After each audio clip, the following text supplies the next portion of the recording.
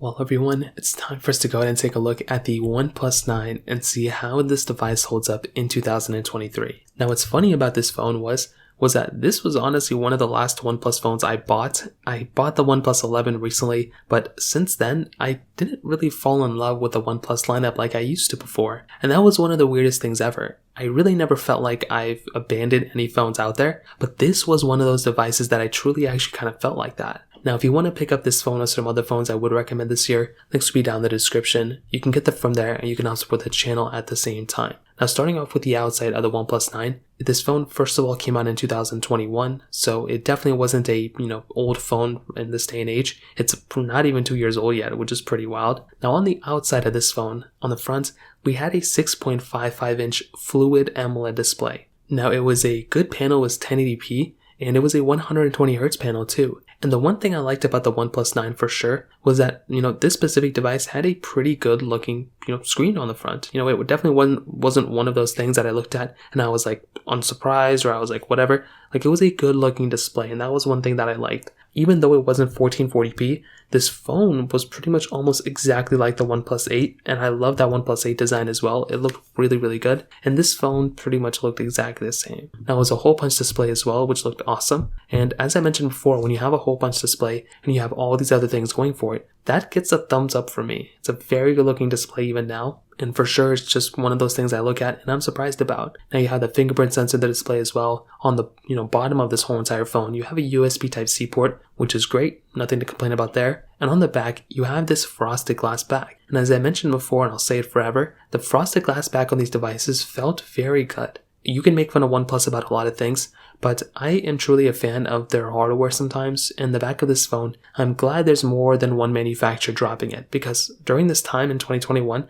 Samsung did make their Galaxy S21, but that had a frosted plastic back. The S21 Plus and all those other ones had it, but that was one weird thing that there wasn't like a, cheaper alternative, which this phone wasn't even cheap, but something in line with the S21, and the OnePlus 9 kind of gave it to us, which was nice beyond than just the iPhones. We also had that dual kind of triple camera setup on the back too, and that was kind of it. You had a wireless charging on this phone too, which was awesome. IP certification, kind of. On some models, though only the T-Mobile version had it, which is very weird. So, in terms of the outside, that kind of covers it up there. I still think this phone looks great. I look at the OnePlus 11, and that phone is very reminiscent of this phone, but I don't think the impact of the hardware was there. To rewind back, when we look at the OnePlus 8, that phone had some crazy hardware. Even the OnePlus 7 Pro, don't even get me started with that. That phone brought so much to the table during that time. And, talk about a gimmick. That phone had the biggest gimmick of all time, but it was so cool, and I think it was executed pretty decently. Now, I look at this phone, I look at the OnePlus 11, it's more or less the same thing, but I guess that's just where we're at now. Now, moving on to the camera side, like I said, that kind of triple camera setup now really was a 48 megapixel wide-angle lens, 50 megapixel ultra-wide camera, and then a 2 megapixel monochrome lens, and on the front, it had a 16 megapixel wide-angle lens. Now, this camera got a lot of hype around it because, OnePlus was going through and collaborating with Hasselblad, and I think that was a really cool partnership for them to do. They're still partnering with them, but even during that moment, all the hype they've done with that camera, a lot of people, including myself, we weren't really surprised about this camera. And to be honest, the more a camera manufacturer mentions the camera over and over again, the less I'm surprised about it. Even if the camera is really good, you kind of expect that. But if the camera is not as good, even if it's good but not that great, and they mention that it was like life-changing, well then that clearly will give you a different perspective on things. And with the OnePlus 9's camera, it was very, very good. Don't get me wrong, but it was not better than any other phone that came out in 2021. OnePlus aligned themselves saying they were almost like better than the Galaxy S21. That was not the case. The S20, the year before, even the S10, I would argue, probably had a better camera than this phone. This phone in particular, it had an ultra-wide camera, which was great, but you were missing a telephoto lens, and you were not getting 4K at 60 on the front. You were getting 8K on the back, which was awesome. The Galaxy S21 had that too. But no 4K at 60 on the front is kind of an annoying thing, considering phones from 2019 had that type of capability. So, again, it's just one of those things to keep in mind. And when I look back at the OnePlus 9, this was kind of a weird situation for OnePlus to do as well. Since then, they did make the OnePlus 10T and the OnePlus 10 Pro, and even the OnePlus 11 now, but I don't know, I feel like OnePlus during this moment could have done a little bit of a better job with the camera. Now, on the software side, I still like Color OS, Auction OS, whatever they call it nowadays. I still like it, I think it's okay, But, this phone's not going to be lasting forever, just like any other phone. I think it's going to be getting another version of Android. It started off with Android 11. It did get up to Android 13. And it's kind of weird because I've always loved OnePlus. I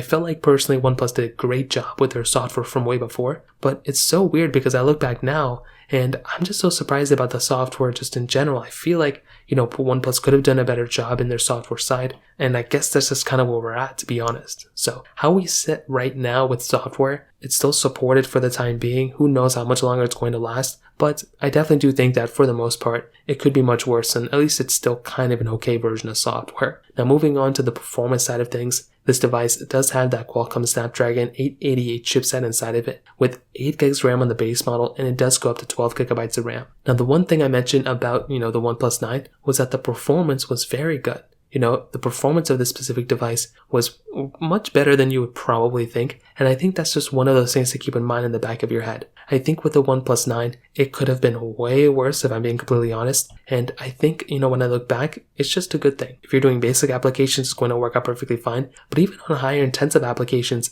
that 888 chipset, I still use it to this day. Maybe not on the OnePlus 9, but on some other phones out there, and that's just been one of those things to keep in mind. I actually look at this device, and I'm very, very surprised about how good of a performing phone that 88 chipset was even now. But the thing to keep in mind is that with the 8 Gen 1 chipset, it did bring more performance, but it wasn't optimized as well. So that's kind of where the 888 chipset kind of felt a little bit of a better phone, at least for last year. Now we have the 8 Gen 2. We'll probably spend the next 6 months kind of seeing how well optimized this chipset is, not only in terms of power and everything, but also in terms of battery life. But I will tell you, the OnePlus 9's performance, you can make fun of it with a lot of things. This is probably not one of the things to kind of make fun of, in my opinion. I mean, you can clearly make fun of it, but I don't think, it's a bad performing phone by any means at all. So from that perspective, that kind of covers it up there. Now in the battery life department, this thing did have that 4500 mAh battery inside of it, which was great. Having a big size battery like that is always welcome. And I definitely do think in this specific situation, I would much rather have a bigger size battery than a smaller size battery.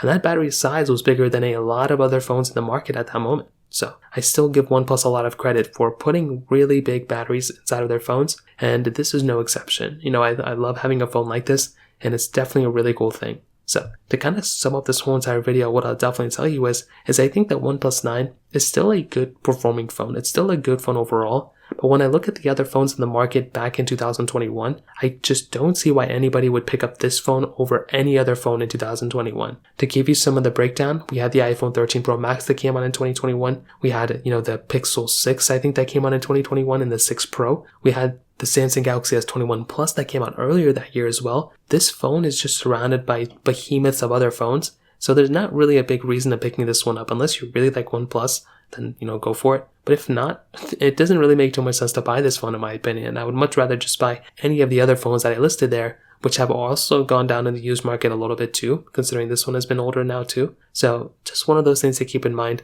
I think this is probably an okay phone, but I wouldn't buy this phone over the other ones that I recommended before. So in terms of that kind of covers it up there. If you have any other thoughts or questions, let me know in the comment section below. Hit the like button, that would mean so much, but definitely hit that subscribe button. More importantly than everything else, I love every single one of you guys. Hopefully I'll catch you guys in the next video. Peace out till then.